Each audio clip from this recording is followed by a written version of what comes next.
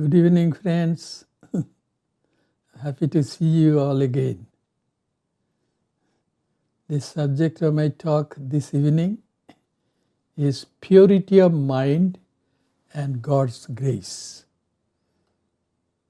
One of you sent me an email message that you requested me to talk about God's grace.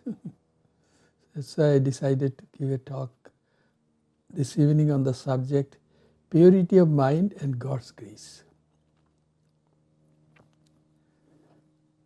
Now, let us try to know what is a pure mind.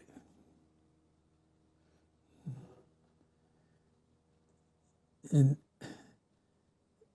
the New Testament, we read that Jesus Christ is saying to his followers, "Blessed are the pure in heart, for they shall see God." At first he taught his followers how to pray, addressing God, "God, you are in heaven," and so on and so forth. And please be gracious to us, etc. After a while, after some other time, he gave this teaching, saying, "Blessed are the pure in heart, for they shall see God." That means this teaching is meant for some who are more evolved mentally. And the highest message that he has given to his followers, that is meant for those who have progressed a lot spiritually, is "Blessed are the pure in heart, for they shall see God." That I have already told. And the highest message is, "Be ye perfect as the Father in heaven is perfect." That means manifest your divinity. And in so saying, he echoed what we have in the scriptures of Hinduism. And the Hindu scriptures are so many thousand years older. But Sri Ramakrishna, the divine incarnation acknowledged by Hinduism, says, "All jackals howl the same way." That means all those who are divine incarnation, they give the same teachings, maybe in different languages. So Jesus said that those who are pure in heart, they will experience God. Now let me discuss a little bit about what is pure heart or pure mind. According to Hinduism, pure mind in Sanskrit is called Shuddha Chitta. And what is a Shuddha Chitta, or what is pure mind? According to Hinduism, pure mind is a mind devoid of selfishness. The mind will be there, but no selfishness at all. And Swami Vivekananda, who came to this country, inspired by Sri Ramakrishna, his spiritual teacher, he had to give many talks in this country. And his talks at the Parliament of Religion of 1893, which he came to attend, were highly appreciated. They were excellent talks. Then a lecture bureau hired him to give talks. So he went to different cities and gave talks. During one of his talks, he said, "Unselfishness is divinity." So what is divinity? Unselfishness is divinity.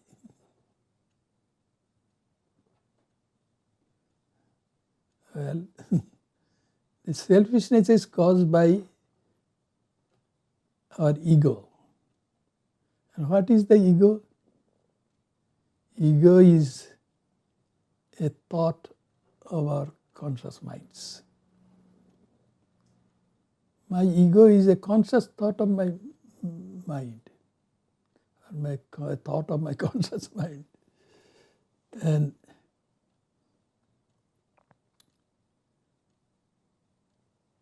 I'll take the analogy of something now to explain. The owner and the object owned, they cannot be the same. If I own a house, I cannot be that house because I'm the owner. If I own a car, I cannot be that car because I'm the owner of that car. What about my body? I own my body, physical body, so I can't be my body. What about my sense organs? Organ of sight, organ of hearing, organ of smell, organ of taste, and organ of touch. These are the 5 sense organs recognized by Hinduism. I own all these sense organs. Therefore, as the owner, I cannot be any one of them. But what about my mind? I own my mind also. As the owner of my mind, I cannot be my mind.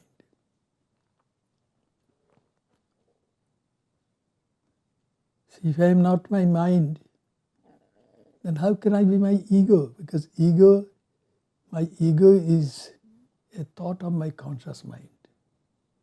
So I can't be my ego. So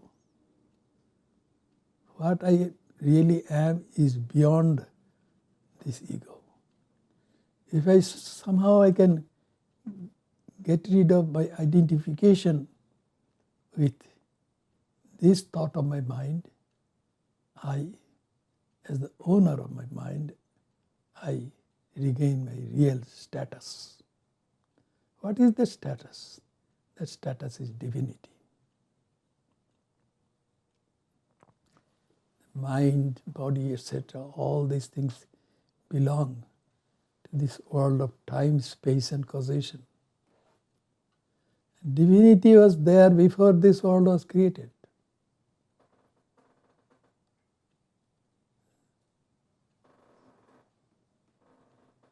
And then from divinity, this world evolved. How that evolved, I shall discuss that a little later.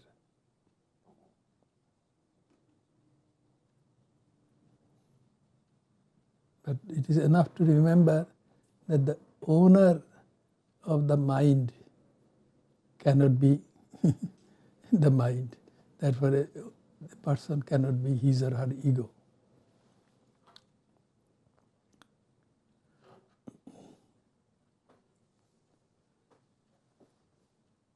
So there are methods by which we can get rid of this ego.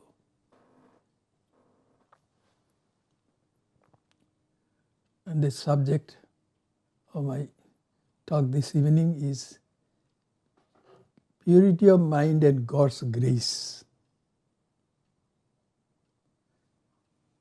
Let me talk a little bit about what is God's grace according to Sri Ramakrishna. He said, God's grace is like a breeze which is always blowing, impartially. Anybody can take advantage of that breeze. How? Because if you are a boatman, to get advantage of that breeze, you have to put up the sail of your boat. When you put up the sail of your boat, then the breeze of divine grace will start pushing the boat. You don't have to row the boat. That is the idea. That means you have to surrender your ego and depend completely on God. That's why Sri Ramakrishna used to say, not I, but thou, God. God, you are everything. In sense, he used to say, nahang, tuhu.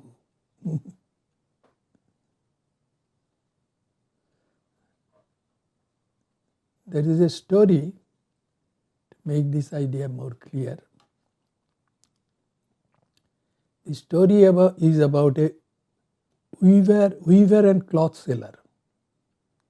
In those days, the textile mills were not there. So a weaver had to weave cloth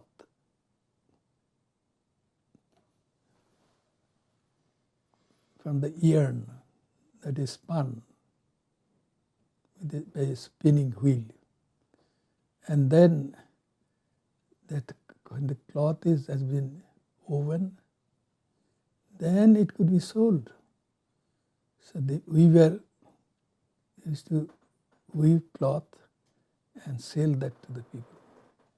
But he was very honest. Not only that, he had achieved that mental state where he felt that everything was happening according to the will of God. And he was like a person whose boat was being pushed by the breeze of God's grace. So when people would come to him, he would say to them, by the will of God, the price of the yarn is this much. By the will of God, the price of this cloth is this much. So you pay this much. People understood that he was a very pious person, and they would buy cloth from him. One day this cloth seller was sitting on the front porch of his house, and some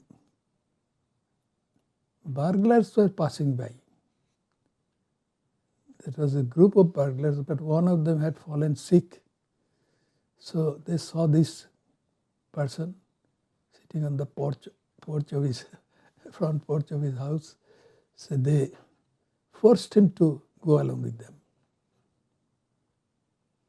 They had daggers and such weapons with them. So they took that person with them. And the weaver then went with them. And these burglars entered a house and burgled out certain things, valuables, and put all those valuable goods in a large sack.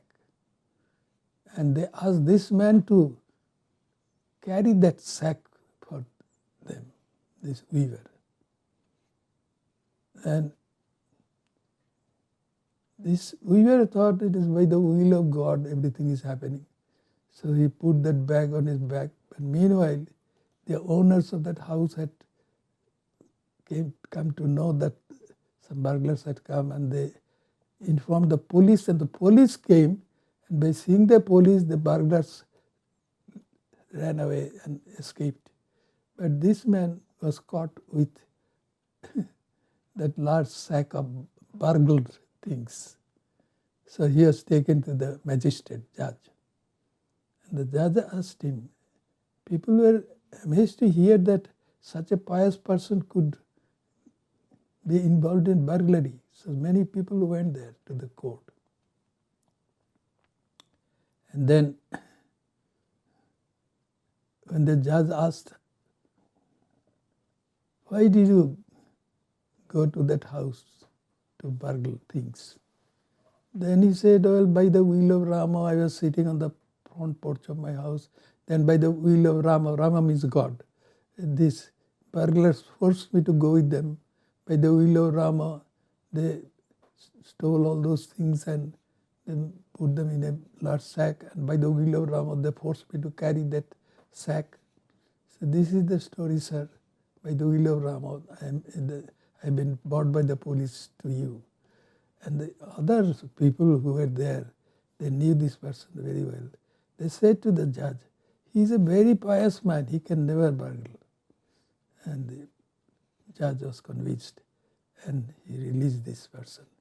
When the weaver came home, then he told others, yes, by the will of God I have been released. Everything according to him was happening according to the will of God. Or by God's grace. Then a question may arise, is God's grace impartial? Because a person's suffering, is it the indication of God's grace? It is hard for ordinary people to understand it. Because according to the thinking of ordinary people, what's suffering to one can be enjoyment to another. Like a person is suffering from some physical disease, then he goes to see the doctor. And the doctor is happy because he can earn some money. So enjoyment of another is, enjoyment of one is can be suffering to another. A fisherman casts a net into the lake, and when he pulls it up, it is full of fish. Then he said, he is very happy. He said, oh, by God's grace I have got all these fish. But what will the fish say? Is it due to God's grace that they are caught and they will be killed? So such questions come to the minds of some people. And in this world, there are layers of living creatures. So many, many layers of living creatures. And one layer is feeding on the other layer. Like people who are vegetarians, they think that they are non-violent. Not really so. Because they eat either flour made of wheat or other things, and also they eat vegetables. And each food grain, whether it be wheat or rice or something, that was, had it been alive, it would be, had it been sowed into the ground, then it would become a living plant. But these people do not know that they are responsible for the destruction of their lives. And also inside every person's body, some warfare is going on. Some intruding germs, and our body has, our blood has white blood corpuscles. The white blood corpuscles go and start fighting with those germs. If the white blood corpuscles win, the person will not have the disease which otherwise would have been caused by those germs. And if the white blood corpuscles don't win, then the person will have the disease. This is how the world goes on. That's why in Hinduism there is a saying, everyone is food of someone else. We are the food of what? They say that we are the food of eventual death of the body.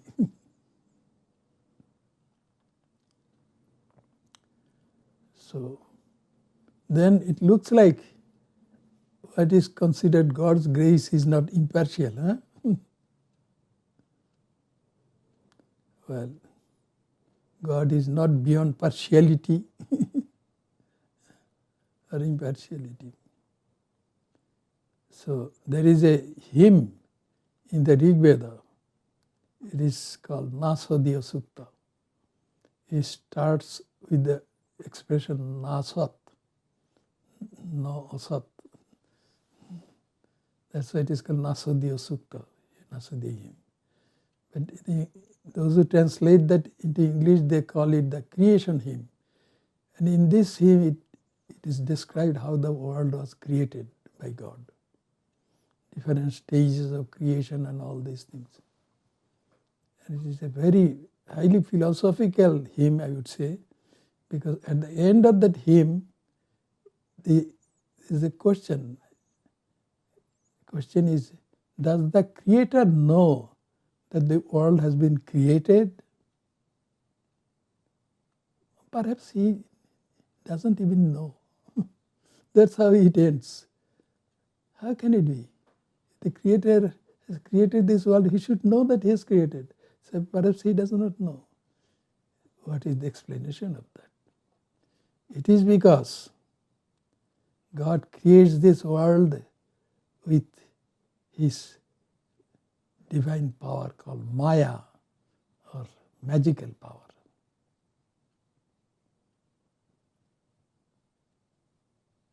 Think that I am a hypnotist. I can do mass hypnotism. And you are all seated around me, and then I hypnotize you all. Then I say to you, look at this tiger sitting in front of me. And all of you who are hypnotized will see that tiger. But I am the hypnotist. Will I see that tiger? No. I won't see it. Because by my hypnotic power, I created this so-called tiger. So also, God has created this world with his power of magic. It is like that, my hypnotic power. So from God's point of view, this world does not exist. That's why Nasudhiya Sukta ends with, does the Creator know that the world has been created? Perhaps he does not know. The hypnotist, I have created a tiger, let us suppose. Will I see that tiger? No, I have not created that tiger really. It is the product of my power of magic. That's why there are some ultra-rationalist philosophers in India, in Hinduism. They say that this world is not real. God has not been really created this world. Their argument is that something which is real has to be eternal and changeless. Anything which changes and is not eternal is not real. So you may say, well, I was a little baby once and now I have changed and I have grown up to be an adult. So am I not real? Surely I am real. So this definition of reality is not acceptable. But then those who have presented this definition of reality, they will say, consider a creature which changes its form every 5 seconds. The first 5 seconds it is a kitten, then it becomes a puppy, then it becomes a rabbit. You see, it keeps on changing. Then if you are asked, what is that creature really? You will not be able to say. Start scratching your head. I don't really know. It keeps on changing. That's why I do not know really what it is. Yes. So anything which does not, but I did not change at all. I did remain a kitten all the time. Then you would know that it was really a kitten. And then eternal. If you suddenly see an elephant appear in your backyard, and an elephant, African elephant, but it exists for only 10 seconds, then it is gone. Then you say, oh no, it was not really an elephant. It was just optical illusion. So you also judge reality in the same way as reality has been defined by these philosophers. Reality is something which is eternal and changeless.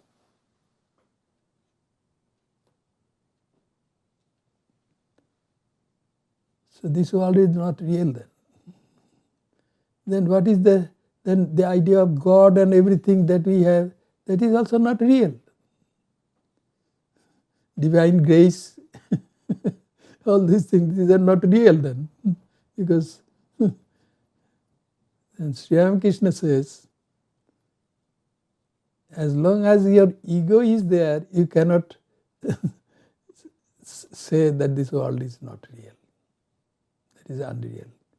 As long as your ego is there, you are identified with your mind, then this world should be considered as real. You cannot dismiss the world as unreal.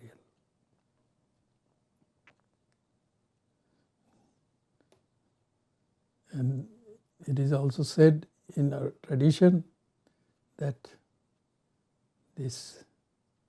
when you fall asleep and start having dreams, then you are in your dream world, and consisting of so many different people and so many different things, so many mountains, rivers, and so on and so forth. At that time, everything seems to be real. But if someone in your dream world comes to you and says, these are not real, these are the creation of your mind, then you say, are you kidding?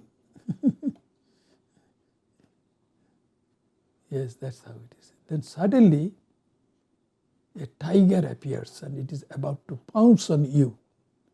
You get scared. And then what happens? Your dream is over. You wake up. And who helped you to wake up from your dream world? A dream tiger. It was part of the dream world, but it helped to get out of the dream world. So also this world which we call the world that we experience in the waking state, that is also another dream world. This is what the scriptures of Hinduism teach us. This is another dream world. And this dream world has been created by whom? By God, by His power of magic. And there is a real moving around in this world, thinking that we are awake, but we are really not awake. That's why the scriptures say, Uttishtata, Jagrata, Prajva Varan Nibodhata. Make effort to get up and wake up. You are so many somnambulists. Wake up. And after waking up, find the superior ones, and with their help become spiritually enlightened. Who are the superior ones? This is a dream. Are there dream tigers in this world also? No, they are the divine incarnations. They are the superior ones. With their teaching, you can come to know that you are divinity itself.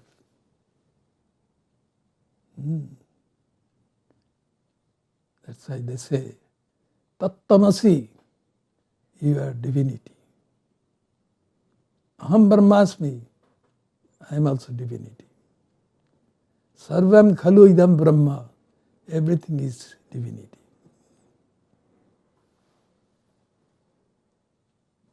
So, this is